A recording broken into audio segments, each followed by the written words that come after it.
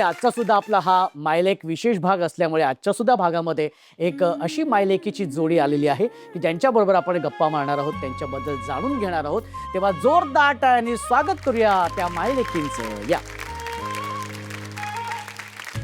नमस्कार नमस्कार, स्वागत आहे तुमचं 16 सख्यांच्या या कार्यक्रमामध्ये. सगळ्यात आधी मी ताईशी बोलीन. ताई, आधी तुझं नाव सांग बरं. माझं नाव समांथा केनी आहे. अच्छा आणि मी सध्या तर आता बिग 4 मध्ये काम करते. अच्छा, काय सांगशील तू आईच्या या सगळ्या एकंदरीत सगळ्या प्रवासाबद्दल, तिने केलेल्या कष्टाबद्दल? आई म्हणजे सगळंच झालं माझ्यासाठी. मी तिला लहानपणापासून जे कष्ट करताना बघितले आणि आज मी जिथे आहे ते तिच्यासाठीच आहे. तिने जेवढेही कष्ट घेतले किंवा ज्या परिस्थितीत तिने काम केलं, कारण की एक प्रसंग मला आठवतं जिथे आमची परिस्थिती एवढी वाईट होती की आम्हाला खायला काही नव्हतं.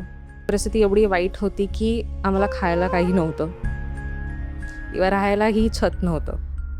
आणि त्या ह्याच्यामध्ये पण म्हणजे तिच्या चेहऱ्यावर हे थोडंसंही मला दिसलं नव्हतं की अरे आता हे आहे तर मग असंच राहूया. त्या परिस्थितीने म्हणजे एवढं हे केलं की कुठे ना कुठे तिला कोणतेही काम असू दे, धुणी भांडी असू दे, काही ती करता करता ते तिने केलं. आणि शेवटी आम्हाला हे म्हणजे 2 वेळाची भाकर हे असं खायला. आणि मग तिने त्याच्यामधून पण आम्हाला असं सांगितलं की कोणतीही परिस्थिती असली तरी तुम्हाला ती हिंमत नाही हारायची आहे. बरोबर. कोणतंही काही दिसलं, तुम्ही मार्ग बघा, तुम्हाला कुठे काय मिळतंय आणि त्याच्यातून तुम्ही बाहेर या. ते एक आहे. आणि मला अजून आठवतं की आम्ही फारच लहान होतो. ऑलमोस्ट 6 to 7 इयर्समध्ये होतो. आणि तेव्हाही ते 2 पोरांना घेऊन एवढं आम्ही तिच्यासोबत नेहमी जायचो. जिथे जे काम मिळेल तिथे आम्हाला घेऊन तिने तेवढं ते काम करून आणि आम्हाला एवढं मोठं केलं आणि आज आम्हाला आमच्या पायावर उभं केलं. आणि ते माझ्यासोबत नेहमी राहिलं सर. ओके, मला ताईंशी बोलायचंय.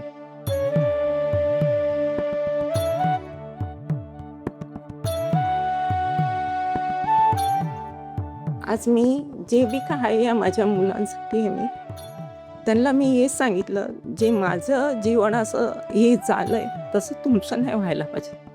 तुम्ही पुढे जा, बस मी तुमच्या मागे एकदम खंबीरपणे उभी राहीन.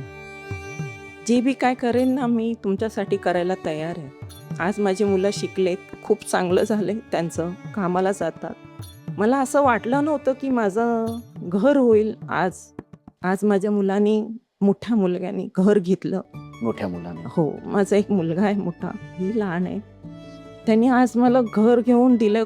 मला खूप आनंदाची गोष्ट आहे. मी असं स्वप्नामध्ये पाहिलं नव्हतं की माझ्या मुलांचं घर होईल. मला हे स्वप्न होतं की मरायच्या अगोदर तरी मी सगळं बघून मी झाली तरी खूप खूप चांगलं वाटेल मला. मी खूप कष्ट केलेत, असे खूप काय काम केलं आहे माझ्या मुलांसाठी.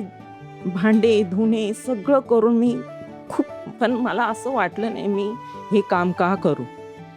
आणि मी ह्या कामामधून मी कोणाचं असं ऐकलं नाही.